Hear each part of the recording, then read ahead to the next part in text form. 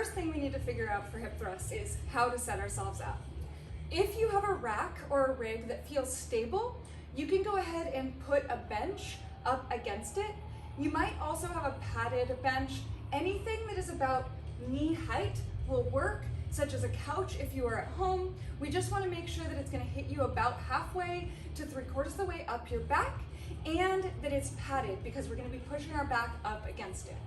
Now we've got a bar loaded with something pretty light, but with plates so that we can get into it. Now we also have a nice pad on the bar. It's really rare that I'm actually going to recommend using a pad for the bar. I never recommend it on squats, but for these hip thrusts, it's crucially important because our hips, and especially our hip bones, don't love barbells.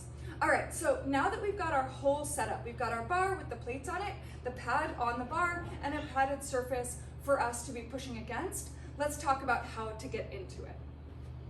So I'm gonna lower myself down by pushing the bar away from me and then getting my legs underneath.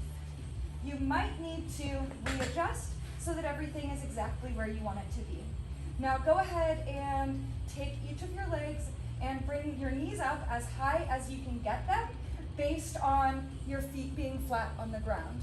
Plates are still on the ground, and if when you get in this position, your plates are coming up off the ground, feel free to put a plate underneath it so that it's comfortable to get into this position.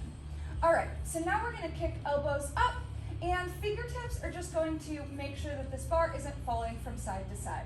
All right, now we're ready to go.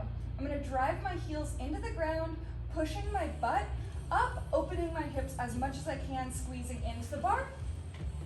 At full extension, we've still got neutral spine, and we're bringing neutral spine all the way down till our butt touches the ground, and push up again.